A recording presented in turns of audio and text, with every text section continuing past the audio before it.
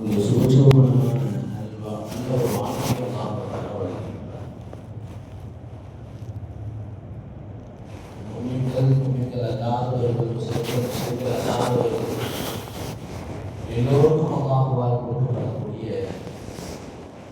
ஒரு மிகப்பெரிய ஒரு பாக்கியம் தன்னுடைய ஹபீபை நேசிப்பது,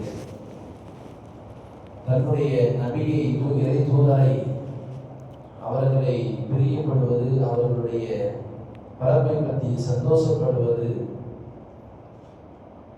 அவர்களுடைய பிறந்த அந்த நாளை சந்தோஷமாக ஏற்று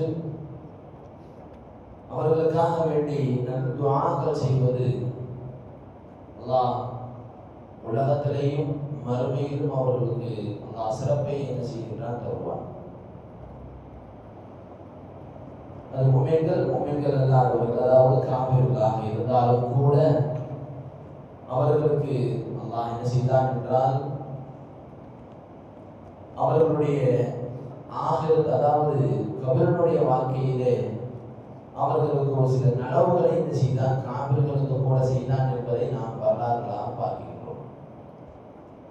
கண்ணியமானவர்களே, நபி அவர்களுடைய பிறப்பை பற்றி நாம் தெரியக்கூடிய செய்தியாக ஒன்று பார்க்கிறோம்.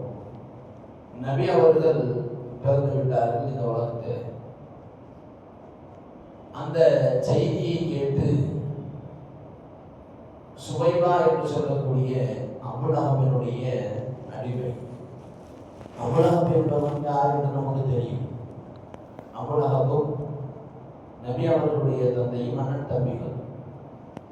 அப்ப அபுலஹபுடைய இந்த செய்தி சொல்லப்படுகிறது, உன்னுடைய எஜமானே, உன்னுடைய தம்பிக்கு ஒரு அழகான ஒரு ஆண் குழந்தை ஒன்று பிறந்திருக்கிறது என்ற செய்தி சொல்லப்படுகிறது.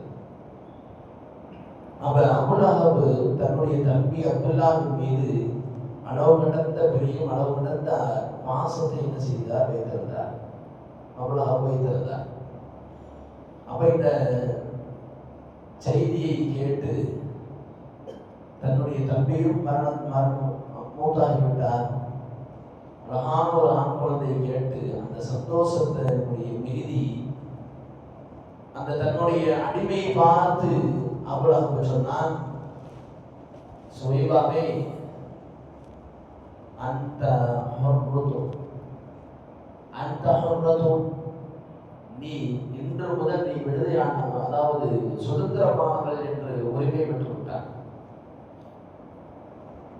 நபி அவருடைய செய்தியை தன்னுடைய எஜமானரிடத்தில் வந்து சொன்ன அந்த அடிமைக்கு அபுலஹப் உடனே என்ன செஞ்சான், விடுதலை கொடுத்து விட்டான். கொடுத்த பின்னால் நாம் பார்க்கிறோம்,